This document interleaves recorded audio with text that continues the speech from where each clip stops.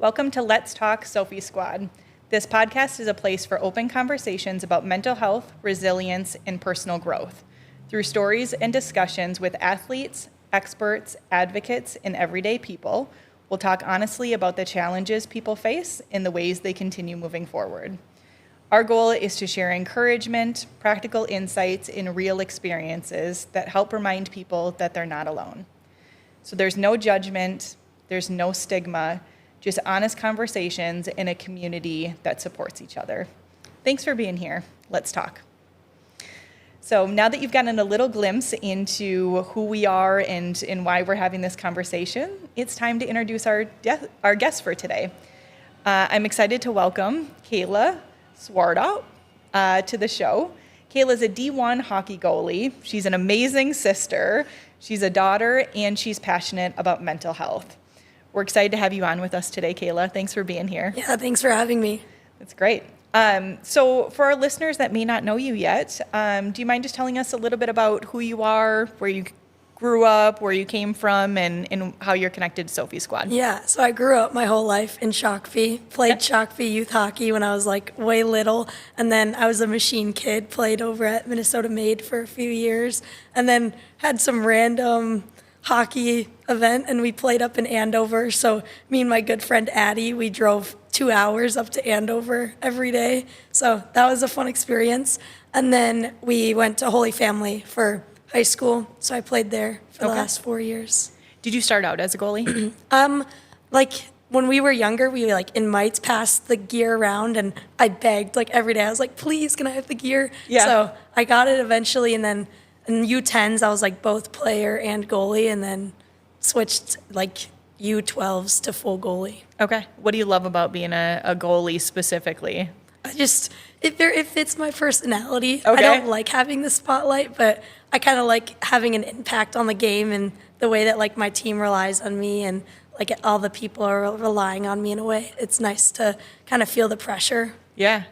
There is a lot of pressure, isn't there? There's so much pressure as a goalie. Like sometimes you can get in your head, but I think it's fun to like have that pressure on you. Yeah.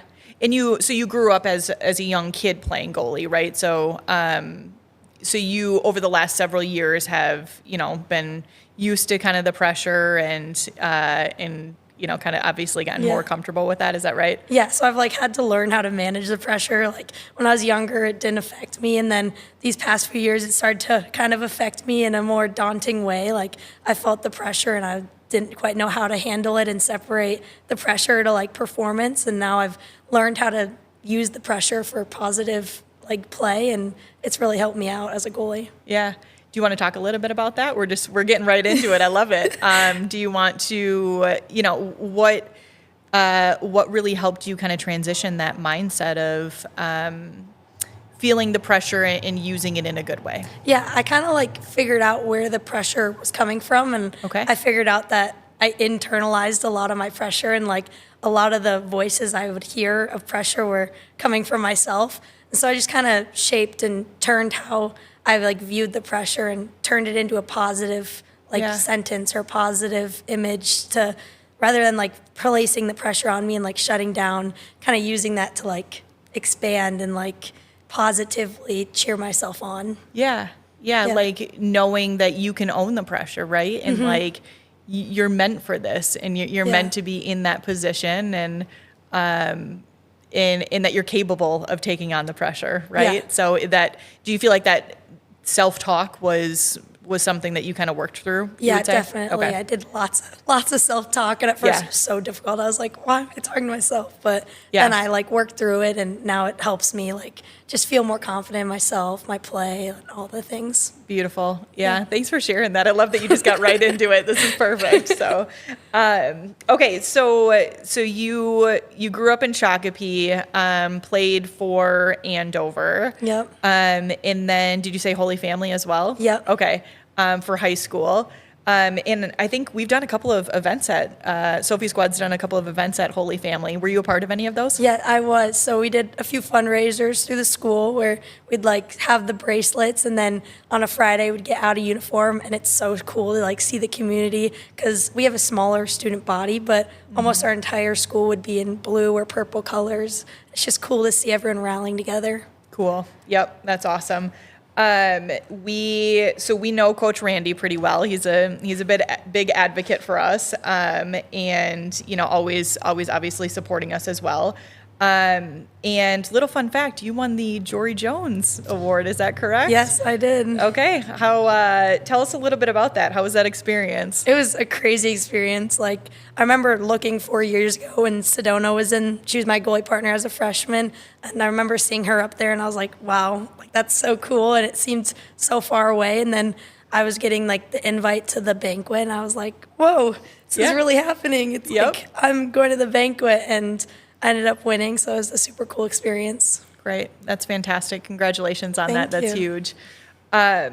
So at Holy Family, we did, like I said, we did a couple of events there, Hockey Hits Back events. What were those like? And tell me a little bit about how they impacted your school, especially with the mental health aspect. Yeah, the Hockey Hit Backs events were great. Like at the rink, everything was like blue and purple, and it was just so cool to see people come together, and we have like the stickers and the tape and all the things, and it was just like cool to hear people start to understand and know more about Sophie Squad, because I think it's such an important thing.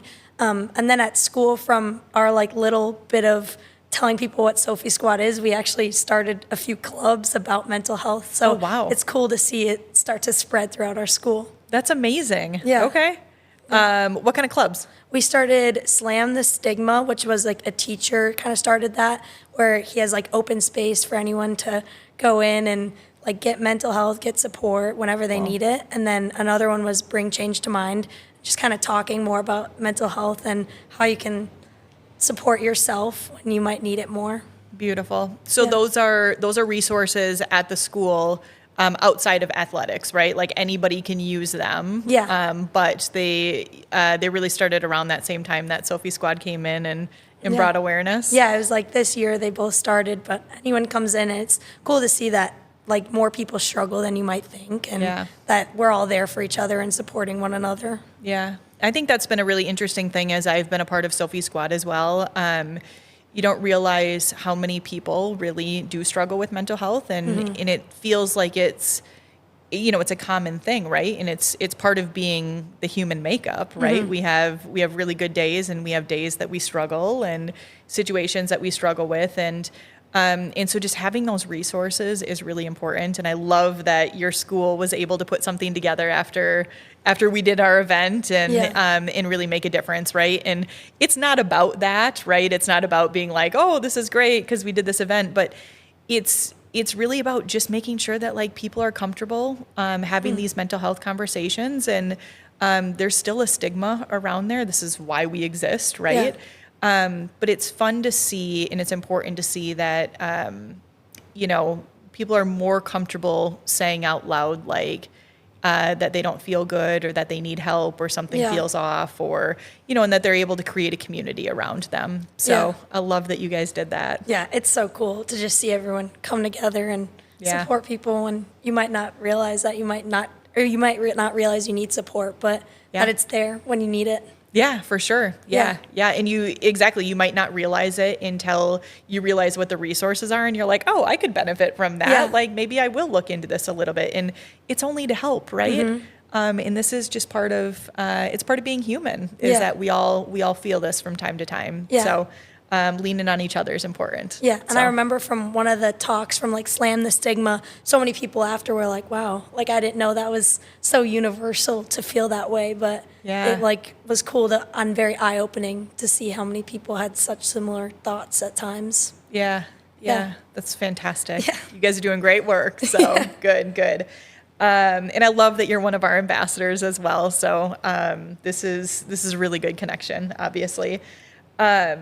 Okay, so tell me a little bit more. I think we talked about this in the beginning, but I forget.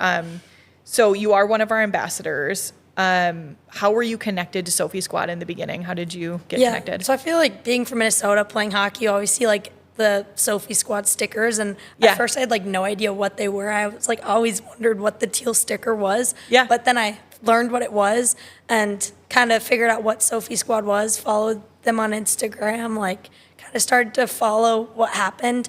And then last summer, like there was an event with our school and then another event with the Dangle League and Selly League, which Randy Keppel runs. Okay. So that's kind of how I figured more about like being an ambassador for Sophie Squad. And that's where I met Ryan. And that's kind of where the talk of being an ambassador presented itself to me. Beautiful. Perfect. Yeah. What do you like about being an ambassador? I think it's like amazing that I get to advocate for mental health and like kind of just be the face of supporting people and like helping people and knowing or letting them know that it's okay not to be okay and just supporting them when they need it. Yeah. Have you noticed that being a part of Sophie Squad and being an ambassador and having access to resources and such, have you noticed that that's affected you at all personally or helped?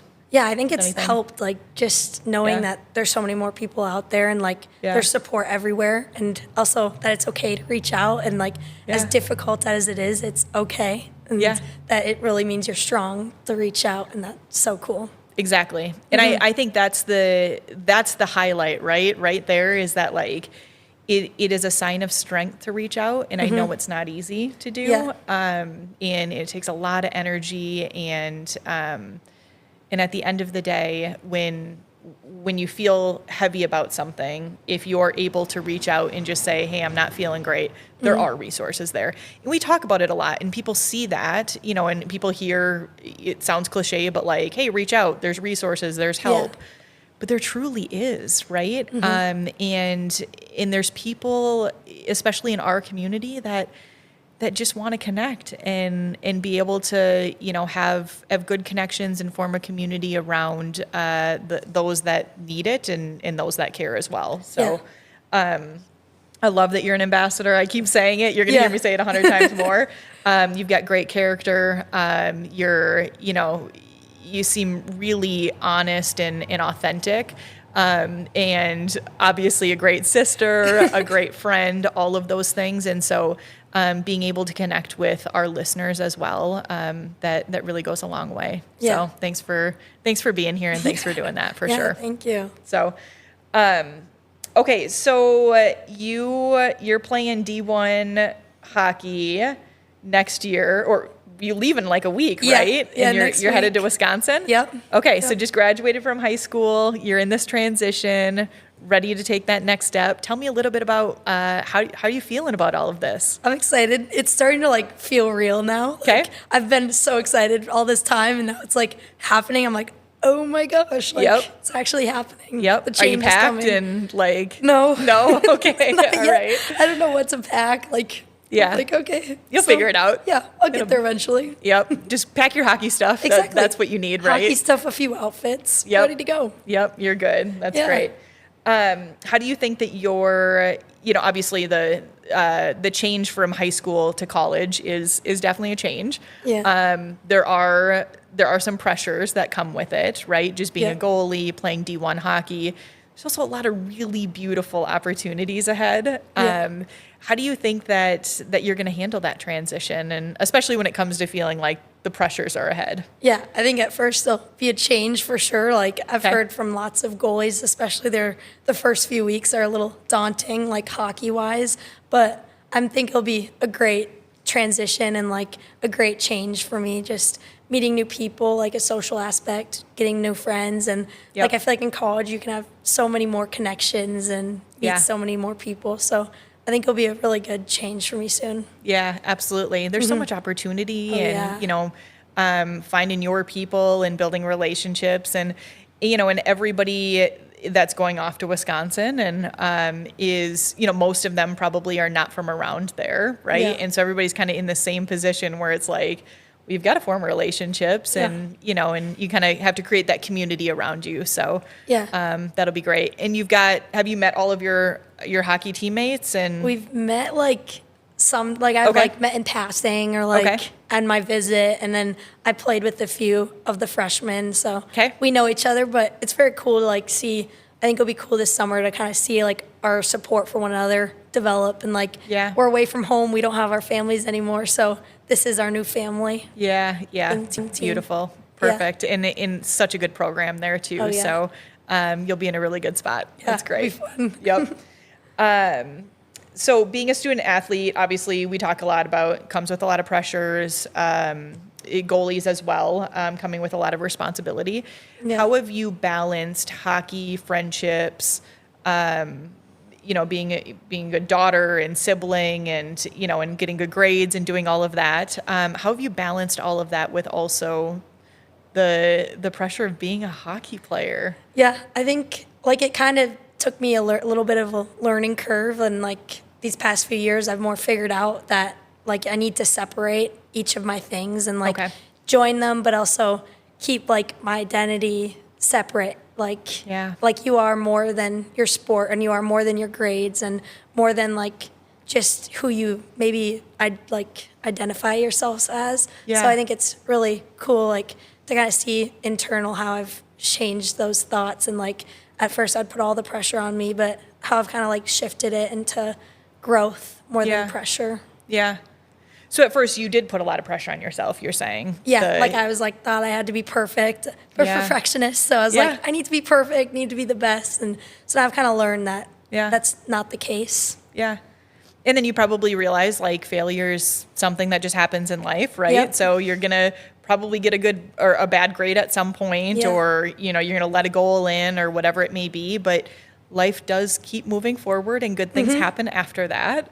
And so, I know it's probably not easy to see in that moment, but perspective and looking back at, what you experienced and where you're at now, hopefully gives you a little enlightenment, right? Oh, definitely. And I remember like I'd have rough moments and I'd be like, the world is ending. But my friends would always be there and be like, the sun will rise tomorrow. Like the world will keep going. It's okay. And it's hard to see maybe in the moment, but you get a new perspective and realize that everything is actually okay in the end. Perfect. Yep, absolutely. Are you on social media at all? Yeah, a little bit. I on it more than I probably should be. Okay. That was not a trick question. I wasn't. So social media, obviously, and outside expectations are, there can be a lot of pressure with that too, right? How do you feel like you handle the balance of being on social media, having these other expectations or responsibilities, I should say, and knowing that social media is not, there's some good things that come from it, but there's also, there's criticism, there's comparison naturally, there's some hard things that come from it too. How do you balance all that? Yeah, like I said, I'm probably on it way too much. And for a while, like I'd be on it and I'd see posts and I'd like analyze the posts. I'd be like, what they say about me or what they say about this person. And like, I'd really look at it and like kind of formed who I was. I was like reading what other people said about me or my friends. And like, that's what I went off of. But I just kind of have tried to learn that it's like more than what other people say, and like your true friends and like support, like what they say matters more than what some random person on social media is saying about you. Right. Yeah, that's a really important perspective, because people can say things all the time, right? But do they really know? No, they don't. And it's what you believe, right? And it's what your core group, or your core community, continues to share about you, that's the real thing, right? That's the thing that we need to be concerned about. So and that there are people out there that like love you and will always support you, and these random people just see what happens in the split second or that little moment, and that's what they go off of. Right. Yeah. So, and that's really just a fraction, even a fraction of who you are. And absolutely. I love that you've really taken that and been able to kind of compartmentalize it and say like, okay, this is happening over here if it does ever happen, right? But this really isn't the truth of what's going on. So that can be a really big challenge for people, especially athletes who are on social media and have pressures, just by performing alone and then being at like a D1 level, where, you know, people are going to be looking at you and having these sort of expectations or thoughts about what this should look like. For you to be able to hold that true to yourself and say, this is who I am, this is my commitment. And, you know, you may have an opinion over here, but you don't know the true story, right? That's a really big gift to have. So good for you. That'll carry you very far. Yeah, I think it's a hard lesson, but an important one to learn that you're more than what other people say or more than maybe what you believe at times. Yeah. You're so much more than that. Yeah. You know what the fun thing is too, that what you're sharing right now is not things that only you believe, right? Yeah. We hear it so often that, and I think especially in, you know, in your age group and generation, it's like, I think that people are starting to get it. I think they really understand, like, you know, you got to be kind to people and you have to take care of your own mental health and you have to, you know, and take care of each other. And, you know, social media is great, but like, it's not everything. And you got to be careful on what you're reading and what you're believing. Yeah. So, we're like starting to figure it out. Yeah, Our I brains know. are developing. Thank you for your generation and age group to teach all of us that, like, yes, this is how this works. Starting to figure out that these phones maybe. Right. I know. Yep, I agree. Yep. No, that's fantastic. So for young athletes, I know we talked a little bit about, you know, identity and attaching it. For some of our young athletes who grow up and they say, like, I'm the soccer player, right? Or I'm the runner, or I'm the hockey player. They, you know, you grow up and you're so committed to that. And I'm sure you've experienced this being now a D1 athlete. That's taken so much time and energy to really be able to meet that goal, right?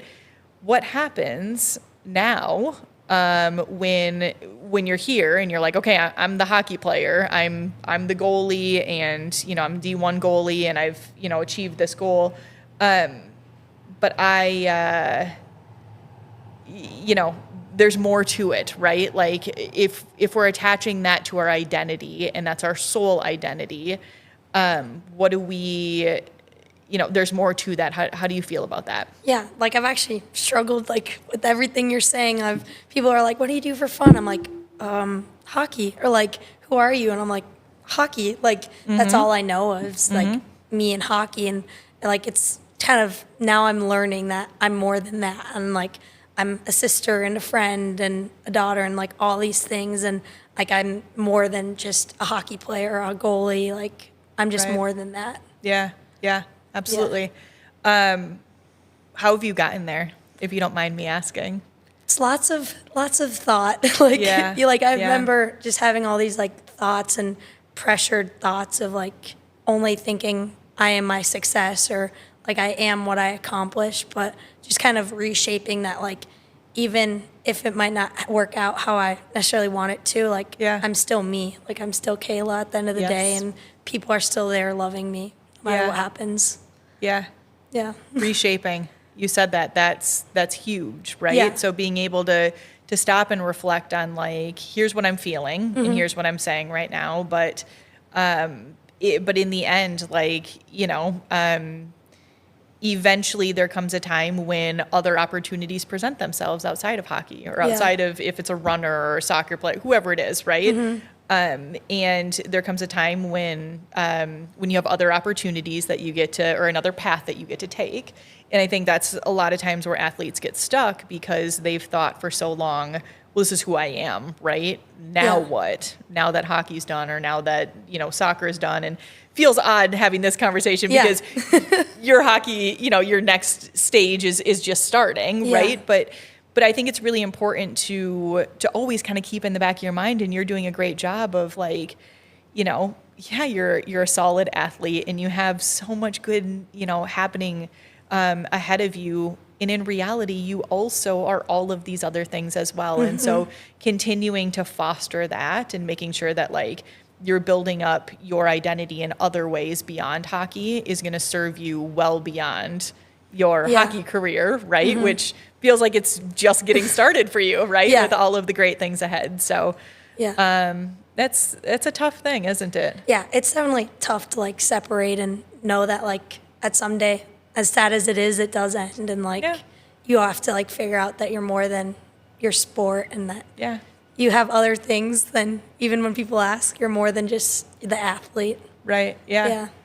Or, even if we say if it doesn't end, but it just looks different, right? It reshapes itself, like you were saying, or it's redefined as something else. And so if you have the passion for hockey, you might not be in goal forever, right? Like maybe even pro athletes have to retire at some point. Yeah. But what is yours? What part do you really love about it? Yeah. And, and how can you continue to carry that forward beyond just being on the ice, right? Yeah. And I feel like there's so many ways that you can like still stay involved with your sport, whether it's like managing, coaching, like there's so many ways. And I feel like I've even learned this from like some of my friends who played high school hockey and realized that they're more than that and step away and maybe manage. So they're still involved, but not their whole identity. And so it's cool to see other people learning this maybe before I do, but that it is very true. Yeah. Mm-hmm. Yeah. And not to say that, you want to start thinking about that now, but it doesn't hurt to at least be like, hey, it's just good to know that it's there when I'm ready to start thinking about it. Right. Definitely. So it's the harsh reality, unfortunately. It is. Yes. Yep. But you have full control of it. Mm-hmm. When you're ready for that. So that's great. Okay. Well, this has been an amazing conversation with you this morning. Thank you so much for being here. Thanks for obviously sharing your story, your experience. Congratulations on your next phase here. Thank you. We'll be rooting you on for sure. Oh, thank you. And so before we wrap up, do you want to share just a little bit of insight? We've got our 10K Strong initiative, which really helps with fundraising. It's $5 a month, but really helps with fundraising and making sure that resources get back into the pockets of student athletes. And so do you want to share, how that's important to you and what that means to you? Yeah, I think it's so important, like giving in a way that will come back because of how important mental health is and advocating for it. So you giving such a little amount to Sophie Squad is so important and just helps us here get our message out and hopefully help all these people around us and support our neighbor when they need it. Yeah, absolutely. Mm-hmm. And so the 10K Strong is really, the goal is 10,000 people, right, that sign up at $5 a month, which allows us that full $5, because, we're all volunteers and it's a nonprofit, that full $5 goes back directly to resources that go directly in the hands of student athletes. So resources about how do you check in with your mental health, what resources do you need, and, how do you form a community around you? And then other things like the Hockey Hits Back event that you guys experienced too, and obviously was really successful at Holy Family. So. Oh yes, very successful.